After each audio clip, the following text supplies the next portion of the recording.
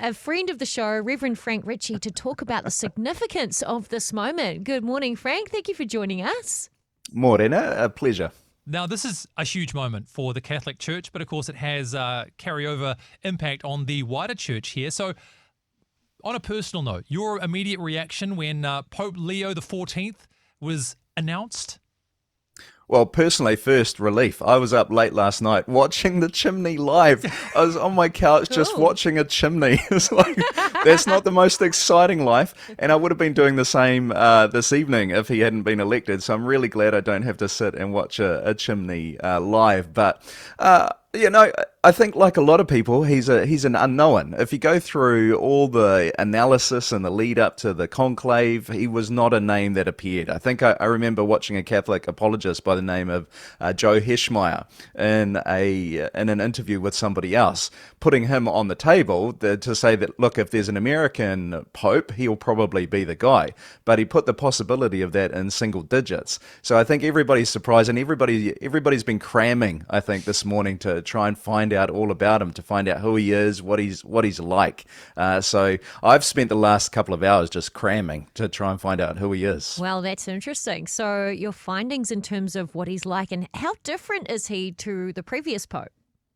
Yeah, it's a really good question. It's hard to know how different he is because in the offices that he held, he was the head of the dicastery for bishops. So under the Pope's instructions, he was the guy who would oversee the office that would appoint bishops around the world, of course with the Pope's permission. So he's very loyal to the Pope, and there seems to be some things where he's very consistent with Pope Francis. But then there are some signals to some places where he's a little bit more of a traditionalist as well. And I know it's a small signal that most people won't notice, but just in the way that he stepped out and the vestments he was wearing was a step back to tradition. So those vestments Pope Francis didn't wear when he was presented to the world.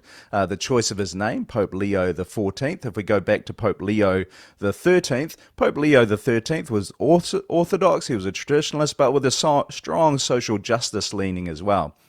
And just judging by the way that Pope Leo XIV has been speaking, I think we can expect to see a continuation of that strong social justice teaching, a leaning into a preference for the poor, for migrants, for people who have been on the margins of the church. But I would expect to see a continuation of orthodoxy as well. Yeah, it's brought some interesting conflict, might be the wrong word to use, but within the wider Catholic community too, of this emergence of what people see as a social justice platform, but then those more traditional aspects of, say, faith and family and the structure of the clergy and those sorts of things. So is this Pope seen as maybe a way of trying to bridge the gap between these factions? I know some were saying we need to go back to a more traditionalist, conservative style Pope, for want of a better term.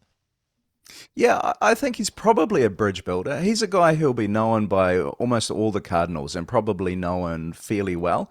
And the fact that in order for him to be elected, you have to get a 2/3 majority says that he's probably appealed to a relative diversity of views within the cardinals. We're not going, I doubt, based on the way that he's talking, that we're going to go back to some full-blown traditionalist, but the Catholic Church has always done a good job of holding these things together. Like, you can be a traditionalist and have really strong social justice views as well. The social justice teachings of the Catholic Church are well embedded, and tradition and liberty go side by side. They need each other. So what the Catholic Church, I think, requires at the moment is someone who can bring those two things together, who can hold those two things in tension.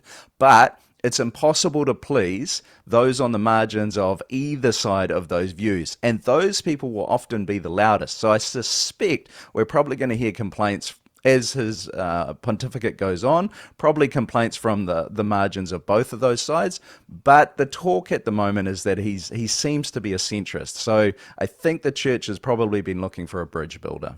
Yeah, a bridge builder sounds like a great idea for the Pope. Now, looking at the American response to this, because we know that Americans are proud patriots and one of their own, born and bred in Chicago, has been elected as the Pope.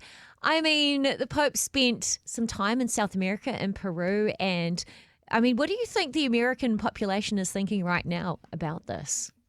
Oh, I think, I mean, America's a deeply divided country at the moment as well. And I know he had a relatively strong response to some things that Vice President J.D. Vance had said around where your loyalties lie, first to family. And I know that this Pope pushed against that. So I suspect people will divide along political lines. So there'll be people who will hear the social justice stuff who maybe are full-blown Trump supporters who might hear that as woke. And then there's going to be other people who view him differently. So I suspect America's politics and its division are going to play a part in how people see this. But just on a lighter side, I saw someone note that he was from Chicago and he's a Cubs supporter, so he knows how to suffer.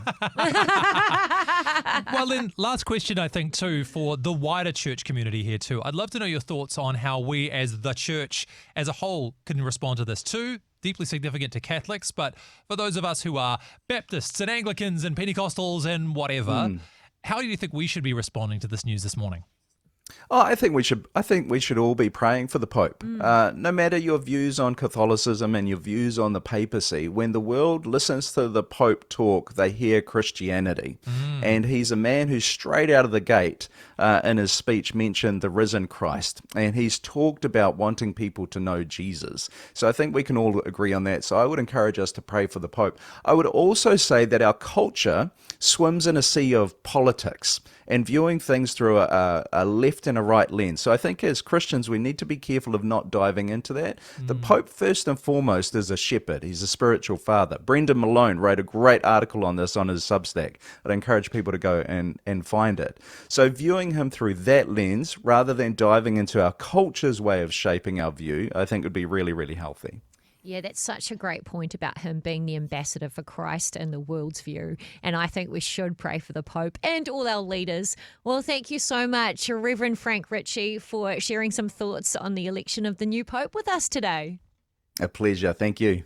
Amazing. I hope you enjoyed that as much as we did. Yeah, don't forget to like and subscribe and turn your notifications on so you don't miss the next video. We'll see you in the next one.